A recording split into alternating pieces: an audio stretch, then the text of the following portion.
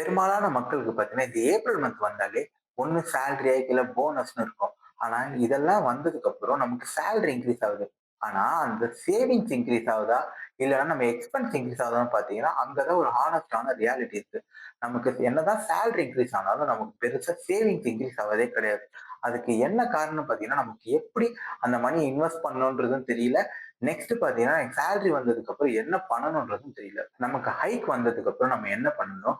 நமக்கு வந்த மணிய நம்ம எப்படி ஸ்மார்ட்டா இன்வெஸ்ட் பண்ணணும்? அத பத்தி தான் இந்த வீடியோல டீட்டெயிலா பார்க்க போறோம். வணக்கம் மக்களே! நான் ராஜ்குமார் பாரதி. இந்த சேனல் ராஜ்குமார் பாரதி டிகோட். லைஃப்ல நெறைய பேர் ஒரு விஷயத்த சொல்லுவாங்க. அத நம்ம எல்லாருமே கேள்விப்பட்டிருப்போம். நானு எவ்வளவு சம்பாரிச்சாலுமே பார்த்தீங்கன்னா, எனக்கு பத்தவே மாட்டேங்குது. நான் எவ்வளவு சம்பாரிச்சாலும் இந்த 20ஆம் தேதிக்கு அப்புறம் நான் கடன் வாங்குற நிலைமையில தான் இருக்கேன் அப்படின்னு சொல்லிட்டே இருப்பாங்க. அவங்களுக்கு ஹைக்கும் வந்திருக்கும். அப்பயும் பார்த்தீங்கன்னா, அவங்களுக்கு காசு பத்திருக்காது. என்ன ரீசனா இருக்கும்னு பார்க்குறீங்க? அது பார்த்தீங்கன்னா, அவங்களுக்கு இருக்க மைண்ட் செட் தான் காரணம். இப்ப எக்ஸாம்பிள் போன மாசம் வரைக்கும் ஒரு ஷர்ட் வாங்கியிருப்பான். அது ஆவரேஜா ஒரு 300ல இருந்து 500 ரேஞ்சுல வாங்கியிருப்பான். இப்போ அவங்களுக்கு அப்ரைசல் வந்ததுக்கு அப்புறம் என்ன பண்ணுவாங்க பார்த்தீங்கன்னா, ஓகே எனக்கு ஹைக் வந்துருச்சு. நான் போன மந்த்தோட இப்ப இவ்வளவு இன்கிரீஸா சேலரி ஹைக் வாங்கியிருக்கேன். அப்படி இருக்கும்போது இப்ப என்ன பண்ணுவாங்க 1000ல இருந்து 2000 ரேஞ்சுல போய் ஷர்ட் வாங்குவாங்க. சோ போன மந்த் அவங்க போட்ட ஷர்ட் இந்த மந்த் அவங்க போட போற ஷர்ட் ஒண்ணுதான். கிட்டத்தட்ட ஒரே கலர் அந்த மாதிரி டிசைன்ல தான் இருக்கும். ஆனா அவங்க பிராண்ட பார்த்து மூவ் ஆகும்போது போன மாதிரி 300 to 500 ருபீஸ்ல வாங்கின ஷர்ட்டை இந்த வருஷம் 2000 ருபீஸ் வரைக்கும் பார்க்க போறாங்க. அதே மாதிரி பாத்தீங்கன்னா ஃபோன் வச்சிருப்பாங்க. இப்போ ஃபோன் ஆண்ட்ராய்டுல இருந்து நான் ஐபோன் வாங்குறேன். அதாவது லைஃப் நெக்ஸ்ட் ஸ்டேஜுக்கு கொண்டு போறேன்ட்டு அவங்க புதுசா கடன் வாங்குறதோ, இந்த மாதிரி இஎம்ஐ இன்க்ரீஸ் பண்றதோ, இந்த மாதிரி பண்ணும்போது என்ன ஆகும்னு பாத்தீங்கன்னா, அவங்க சம்பாதிச்சுட்டு தான் இருப்பாங்க. போன வரைக்கும் மிடில் கிளாஸ்ல என்னன்னு சொல்லியிருப்பாங்க. இப்ப அப்பர் மிடில் கிளாஸ் சொல்லியிருப்பாங்க. இது எல்லாமே பாத்தீங்கன்னா, அவங்க யூஸ் பண்ற திங்ஸ்லயும், அவங்க பேசுற விதத்திலயுமே மாறி இருக்குமே தவிர, ஓவரால் அவங்க சேவிங்ஸ்ல எதுவுமே ஆயிருக்காது. பிகாஸ் ஒரு பெர்சனா அவங்கள நம்ம பார்க்கும்போது ஒரு சேஞ்சஸ் இருக்கும். ஆனா அவங்க சேவ் பண்ண அவங்க டிசிப்ளின் இருக்குல்ல, அது எந்த ஒரு சேஞ்சுமே இருக்காது. பிகாஸ் நம்ம டிசிப்ளினிங் என்ன சொல்றேன்னா, போன மாசம் உங்களால 5000 சேவ் பண்ண முடியும்னா, இந்த இயர் அத நீங்க 10,000 ஆச்சும் மாத்தி இருக்கணும். அட்லீஸ்ட் இயர்லியர் ஒன்ஸ் ஆச்சு நம்ம இன்கிரீஸ் பண்ணாம, எப்போதுமே ஒரே மாரி பண்ணிட்டே வரணும். அதுல எந்த யூஸுமே கிடையாதுல்ல.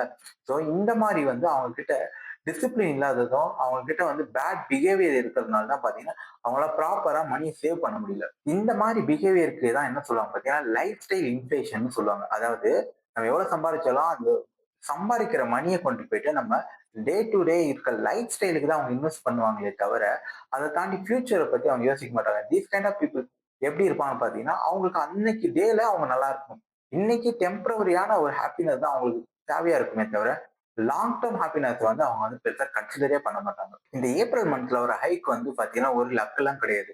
லாஸ்ட் 1 இயரா இந்த ஒரு மொமெண்ட்க்காக தான் நமக்கு தெரியாத ஸ்கில்ஸ் எல்லாத்தையும் நம்ம புதுசா கத்துக்கிட்டு, நம்ம எவ்வளவுக்கு எவ்வளவு நம்ம கம்யூனிகேஷன டெவலப் பண்ண முடியும், எல்லாமே நம்ம பண்றது எதுக்காக பார்த்தீங்கன்னா, இந்த ஏப்ரல் மந்த்ல வர ஹைக்குக்காக தான்.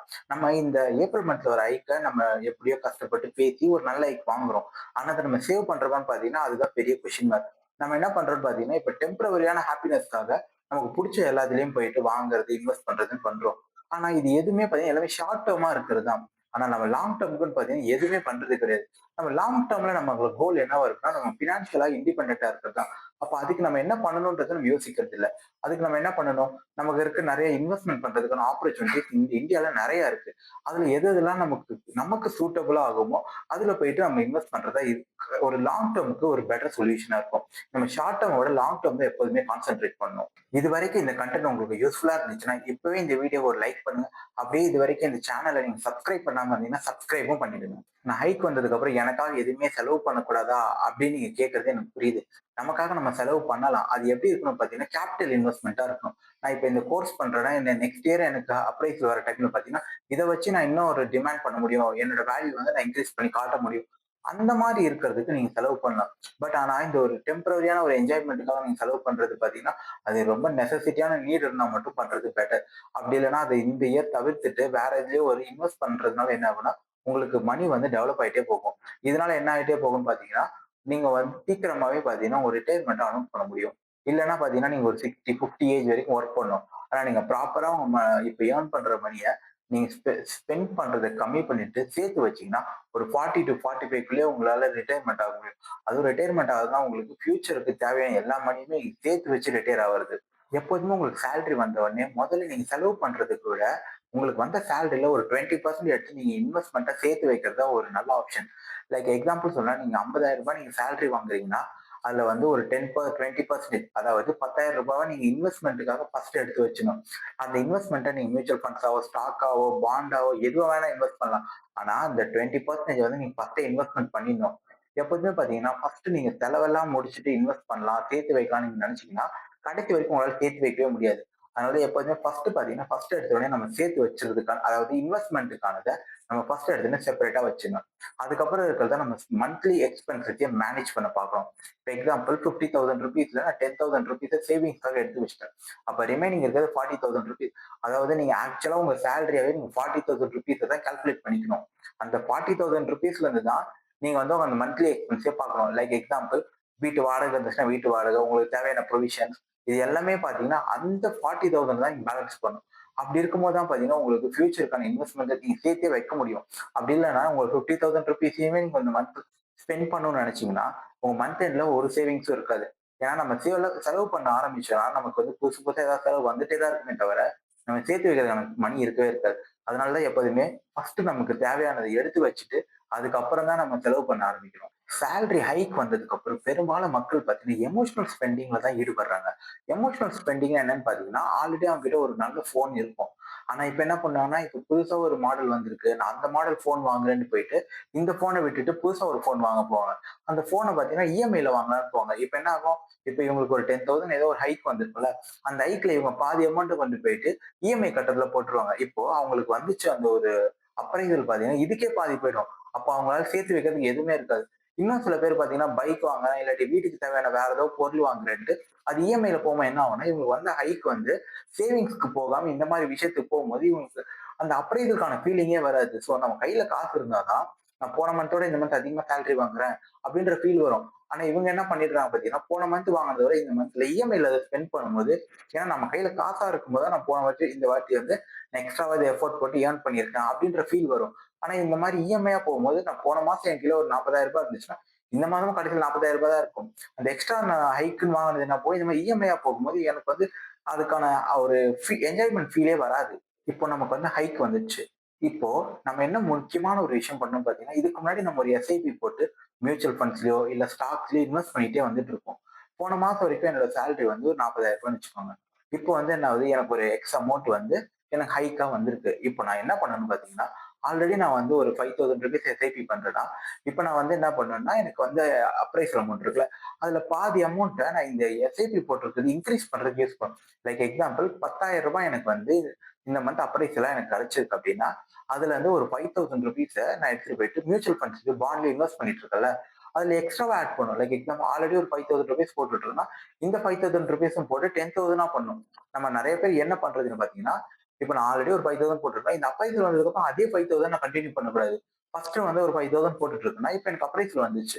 ஸோ என்னோட சேலரி இன்கிரீஸ் ஆயிருக்கு. என்னோட சேலரி இன்கிரீஸ் ஆன ரேஷியோல நான் அந்த எஸ்ஐபி அமௌண்ட் இன்கிரீஸ் பண்ணும். அப்பன்னா தான் எனக்கு ரியல் பெனிஃபிட்டே கிடைக்கும். இல்ல நான் என் சேலரி இன்கிரீஸ் ஆனாலும் நான் அதே மாதிரியான எஸ்ஐபி தான் பண்ணுவேன் நான் பண்ணிட்டு இருந்தேன்னா, எனக்கு வந்து டைம் டியூரேஷன் ஆனாலும் எனக்கு ப்ராப்பரான பெனிஃபிட்ஸே கிடைக்காது.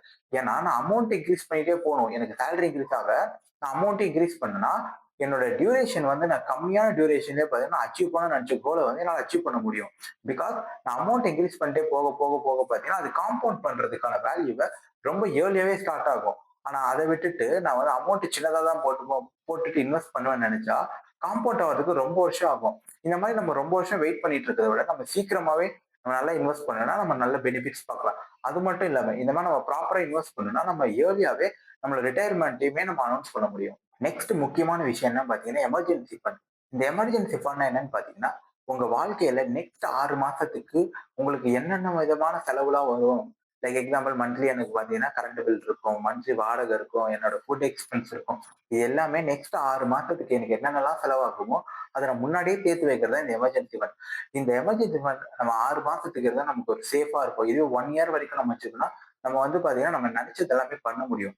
இப்ப எக்ஸாம்பிள் பார்த்தீங்கன்னா, நம்ம எல்லாருமே ஒரு கம்பெனில ஒர்க் பண்ணிட்டு இருப்போம். திடீர்னு அந்த கம்பெனில நமக்கு ஒர்க் இல்லாம போயிடுச்சு. இல்ல மார்க்கெட் கோவிட் மாரி ஏதோ ஒண்ணு வந்து ரொம்ப கிராஷ் ஆயிடுச்சு. இல்லன்னா ஏதாவது ஒரு அன்பார்ச்சுனேட்டான ஈவென்ட் ஏதோ ஒண்ணு நடக்குதுன்னா, நமக்கு வந்து இந்த 6 மாசத்துக்காக நம்ம ஃபண்ட் வந்து மினிமம் வச்சிருக்கோம்ல. இத வச்சு நம்மளால நெக்ஸ்ட் 6 மந்த் எந்த ஒரு பிரஷரும் இல்லாம ஹேண்டில் பண்ண முடியும். அதனால தான் இந்த எமர்ஜென்சி ஃபண்ட் ரொம்ப இம்பார்ட்டன்ட் சொல்றது. இப்ப இந்த எமர்ஜென்சி ஃபண்ட் இல்லாம இருந்துச்சுன்னா நம்ம என்ன பண்ணுவோம்? நம்ம ஆல்ரெடி ஸ்டாக் மார்க்கெட்ல இன்வெஸ்ட் பண்ணதோ, மியூச்சுவல் ஃபண்ட்ஸ்ல இன்வெஸ்ட் பண்ணதோ இருக்குல்ல. அதுல இருந்து நம்ம என்ன பண்ணோம்? வித்ட்ரா பண்ண யோசிப்போம். ஏன்னா நம்ம கிட்ட எந்த ஒரு பேக்கப் மணியும் இருக்காது. ஸோ நம்ம இன்வெஸ்ட் பண்ணது தான் நம்ம கிட்ட இருக்க ஒரே மணின்னா, அததான் நம்ம எடுக்கணும்னு நெனைப்போம். அந்த மாரி தாட் எதுவுமே வரக்கூடாது. இந்த எமர்ஜென்சி ஃபண்ட் ரொம்பவே இம்பார்ட்டன்ட்டான ஒரு விஷயம். இந்த எமர்ஜென்சி ஃபண்ட் இல்லாம நம்ம இன்வெஸ்ட் பண்றதுக்கு வந்து எந்த ஒரு யூசுமே கிடையாது. எப்போதுமே 6 மாசத்துக்கு தேவையான காச வந்து நம்ம முன்னாடியே வச்சுக்கணும். ஒருத்தருக்கு வந்து மந்த்லி எக்ஸ்பென்ஸா ஒரு ₹30,000 ஆகுதுன்னா, அவங்க 6 மாதத்துக்கு தேவையான ₹1,80,000 முன்னாடியே சேர்த்து வச்சுட்டு, அதுக்கப்புறமா அவங்க இன்வெஸ்ட்மென்ட் பார்க்க வர்றது ரொம்ப நல்ல விஷயம். இவ்வளோ நேரம் நம்ம சேவ் பண்றத பத்தி பேசிட்டு இருந்தோம். ஆனா நம்ம சேவ் பண்றத பத்தீங்கன்னா, எல்லாத்தையும் ஒரே இடத்துல போய் சேவ் பண்ணக்கூடாது. லைக் எக்ஸாம்பிள் நான் இந்த மாசம் வந்து சேவ் பண்ற மணிய எல்லாத்தையும் கொண்டு போயிட்டு கோல்டுலயே இன்வெஸ்ட் பண்ணக்கூடாது. அதே மாரி நான் பண்ற மியூச்சுவல் ஃபண்ட்ஸ்னா எல்லாத்தையும் கொண்டு போயிட்டு மியூச்சுவல் ஃபண்ட்ஸ்ல போடக்கூடாது. எல்லாத்துலயும் பார்த்தீங்கன்னா, ஒரு சர்டைன் பெர்சன்டேஜ் வந்து அலோகேட் பண்ணி தான் போடணும். இந்த செக்டார் அலோகேஷன்ன்றது ரொம்பவே இம்பார்ட்டன்ட்.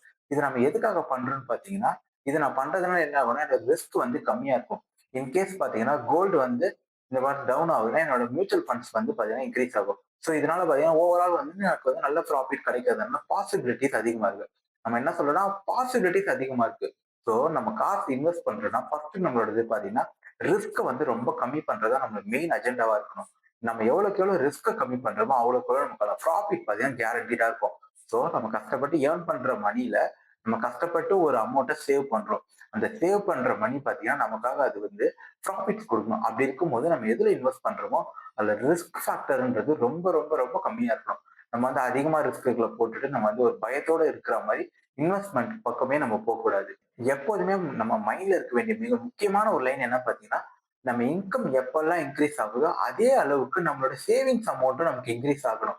பிகாஸ் இன்கம் மட்டும் இன்கிரீஸ் ஆகி நம்ம சேவிங்ஸ் வந்து எந்த ஒரு இம்ப்ரூவ்மென்ட்டுமே ஆகாம இருந்துச்சுன்னா, எந்த ஒரு பயனுமே கிடையாது அதனால. இதுவரைக்கும் உங்களுக்கு எத்தனை வொர்க் எக்ஸ்பீரியன்ஸ் இருக்கு? உங்களுக்கு வந்த இந்த ஹைக்ல எவ்வளவு பெர்சன்டேஜ் நீங்க இன்வெஸ்ட்மென்ட்க்கு அலோகேட் பண்ணியிருக்கின்றத இதுல டீடைலா கமெண்ட் செக்ஷன்ல சொல்லுங்க.